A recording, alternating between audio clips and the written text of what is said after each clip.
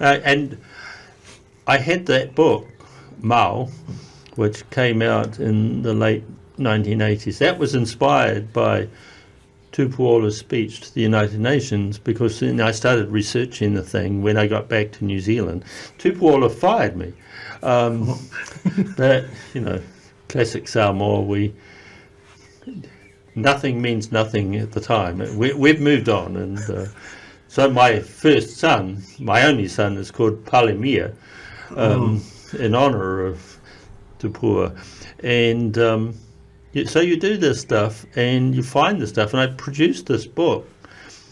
And I remember when I wrote it first, I felt a bit iffy about it, because here's a Palangi telling Samoans their history.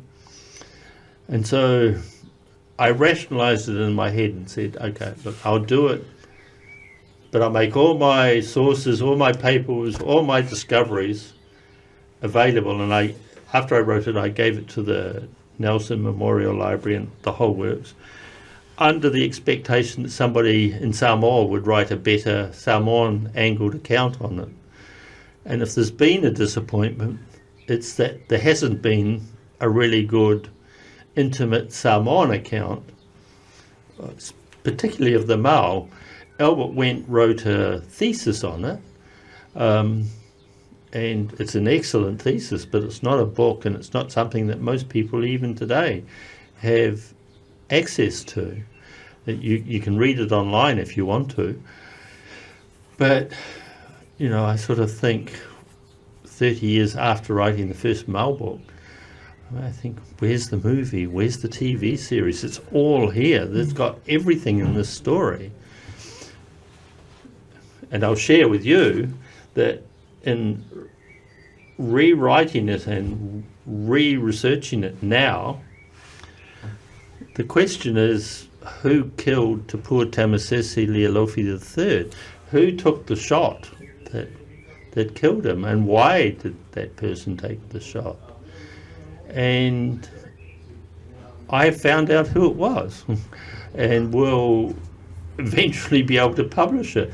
And the family know that I know who it was, and I don't want to insult the family. I mean, none of us are to blame for the sins of our grandfathers or great-grandfathers, but it's worthy of knowing. I think it's worthy of understanding what happened. And there's other things I've found out that were not widely known, or were not known since then. And I notice in Samoa there's a Christian-influenced view that you should forgive. And I spent a lot of my life also in Fiji, where almost exactly the same belief exists. Well, I don't particularly hold that. I think knowledge gives us an understanding of what happens, and you can come to terms with it through knowledge. But the random forgiving of people who you don't know is, I think, a bit pointless. So, when I finally republish a reworked over Mao book, I think people will be surprised. And this time round, I'm not counting on anybody else to come in and fill the gaps. I'm trying to fill the gaps now. But when the Mao book came out 30 years ago, I was absolutely thunderstruck by the warmth it was received with by Samoans who, like me, had no idea that this had happened. When you say filling out the gaps, you might be the only person, that is doing that, or that will be doing that, I think.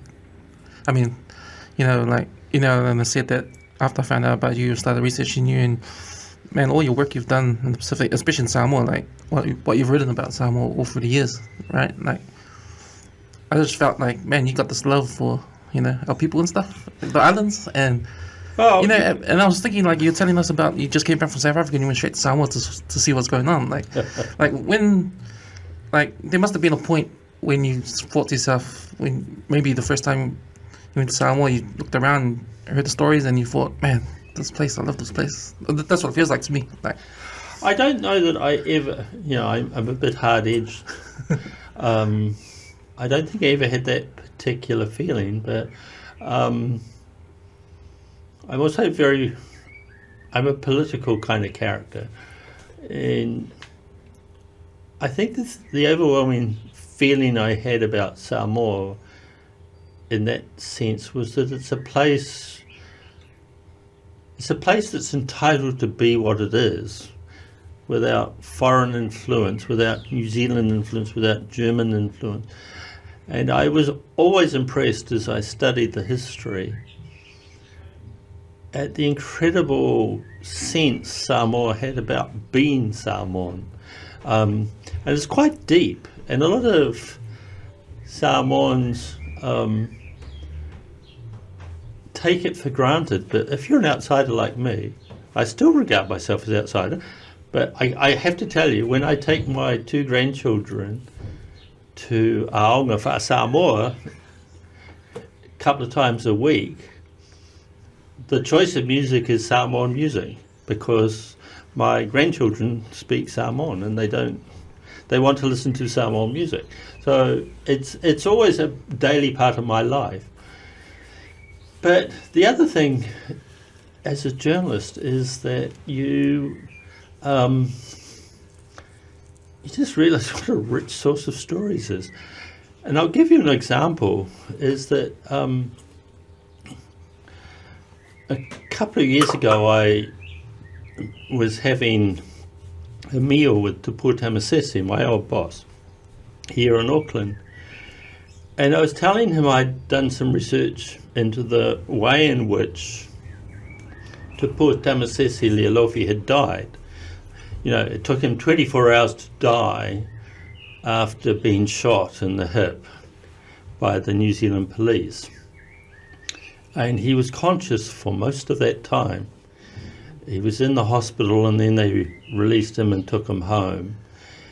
And there were all sorts of problems because the LMS wouldn't attend to him because he'd been shot by the government, and then a Catholic priest came and stayed with him.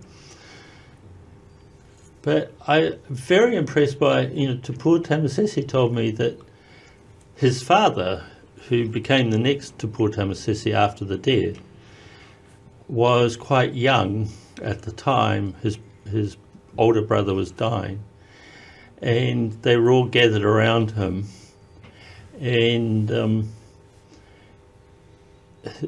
Tupua Tamasese's father was crying, and the wounded man called him over, come closer, and he came closer, and when they got quite close together, the dying man kicked his brother and kicked him again and said to him, "This is not how a chief dies. We die with style. We don't want crying." And that was such a moving story for me. I thought, these are people with class, with a sense of who they are and what they have to do. And here we were as sort of Palangi New Zealand trying to educate and instruct them. So I've always been, it's a rich story, and I love Samoa, but I've been through good and bad with them. I mean, the last time I was there literally was the tsunami, and that was a real bitch.